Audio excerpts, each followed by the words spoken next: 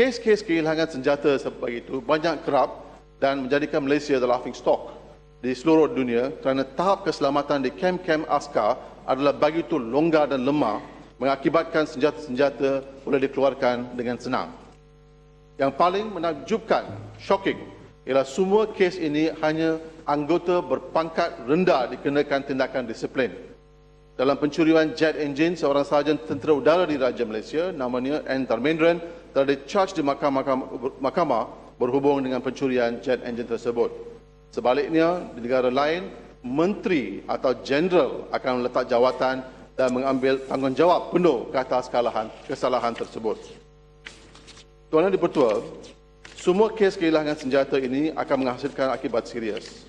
Senjata-senjata ini yang dihilang boleh dijual di pasar hitam dan memberi impak negatif kepada keselamatan negara dan rantau ASEAN. Saya bercadang di bawah Seksyen Transit Senjata mengenakan hukuman berat terhadap pegawai-pegawai atasan, anggota tentera dan polis jika sebarang kehilangan berlaku sama ada transit di dalam negara atau keluar negara. Pegawai atasan bermakna peringkat-peringkat jeneral, tentera, ketua polis negeri atau pengarah jabatan logistik Polis Diraja Malaysia perlu dikenakan tindakan disiplin. Cadangan ini adalah sangat penting untuk meningkatkan kawalan untuk memastikan pegawai-pegawai atasan mengambil berat terhadap tahap keselamatan di kem-kem tentera dan stol senjata di balai polis.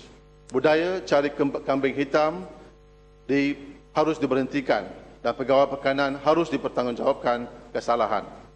Tuan Yang di-Pertua, Malaysia sekarang merupakan tempat perdagangan senjata haram antarabangsa. Malaysia dianggap sebagai transit area dalam jaringan ekspor dan import senjata haram atau destinasi pertengahan senjata-senjata haram ke Iran, ke Libya dan negara-negara lain. Sindiket penyeludupan nuklear didedahkan pada Oktober 2003 apabila pegawai perisikan Eropah memintas penghantaran Libya-bound komponen-komponen centrifuge yang dibuat di Malaysia. Centrifuge boleh digunakan untuk pengairan uranium ataupun uranium enrichment. Barangan ini dibuat di Shah Alam, Malaysia oleh sebuah firma bernama SCOMI Precision Engineering, SCOPE, satu syarikat yang berkait dengan anak bekas Perdana Menteri Tun Abdullah Badawi. Pembuatan komponen nuklear tersebut dipercayai dirancangkan oleh Buhari Said Tahir, seorang peniaga Sri Lanka, dan orang kanan utama Dr. Abdul Kadir Khan, bapa nuklear Pakistan. Isteri Tahir adalah seorang pemegang saham SCOMI pada ketika itu.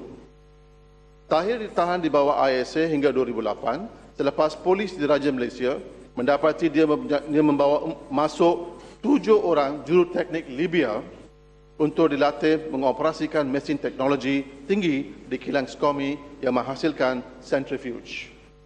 Pada 2008, Ketua Polis Negara Dato' Sri Muhammad Bakri Umar mengatakan siasatan polis telah mengesahkan bahawa skop tidak bersalah dalam kes ini dan tidak menggunakan bahan-bahan yang dibekalkan untuk membina komponen-komponen sistem centrifuge nuklear.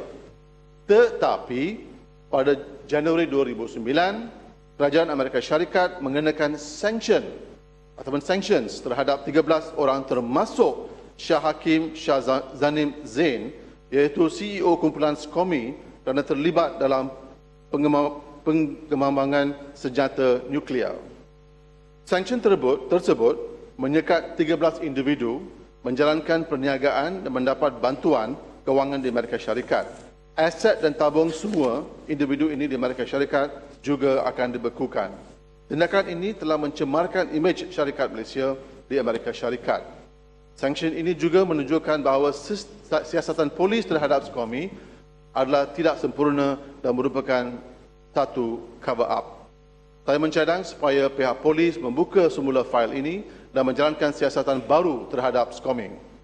Sementara itu, pada 19 Julai 2007, Associated Press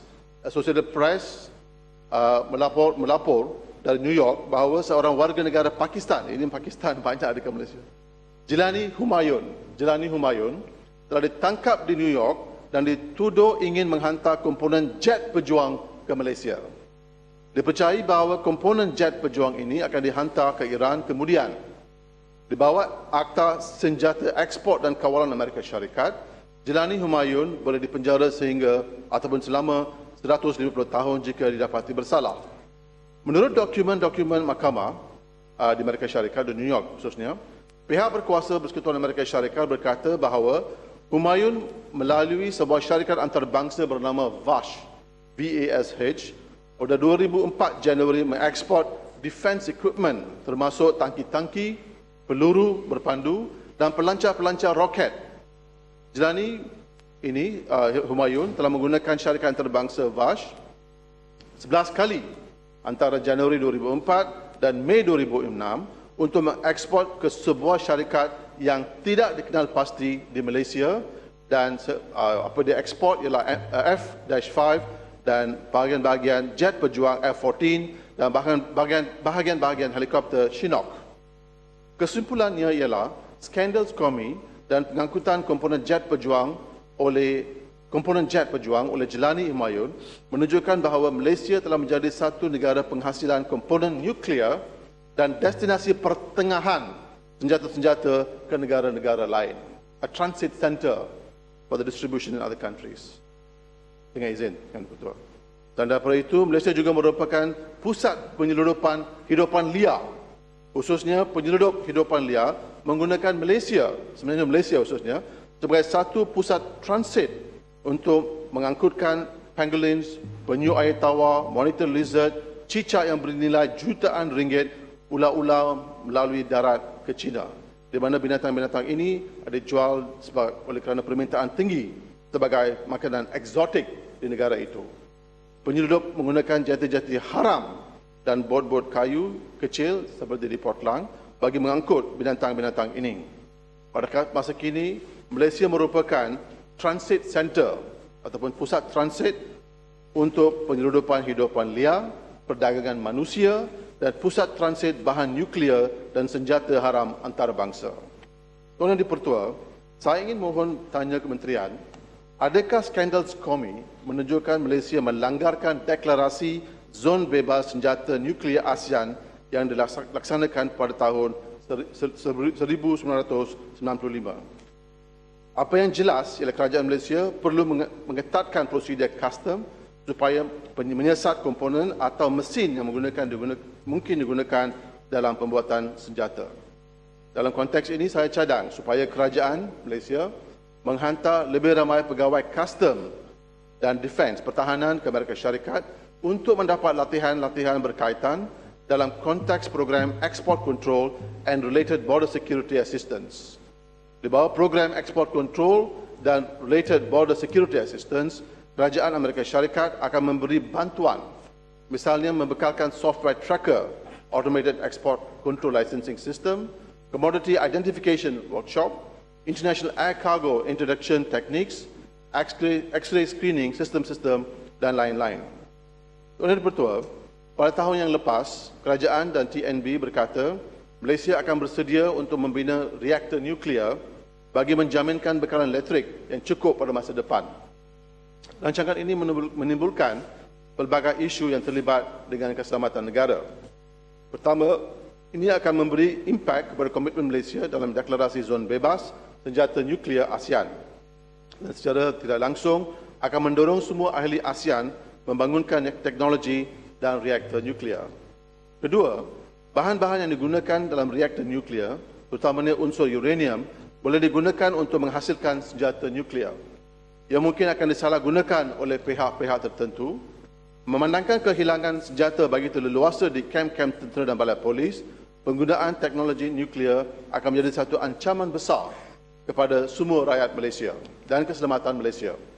Kerajaan Malaysia harus menangguhkan pembangunan reaktor nuklear sehingga semua isu urus tadbir, baik umpamanya rasuah, disiplin angkatan tentera dan polis mengetatkan prosedur import dan ekspor diselesaikan. Kesimpulan, Tuan Yang di-Pertua, rang undang-undang perdagangan strategik adalah penting dan perlu untuk menjaga keselamatan negara dan rantau ini.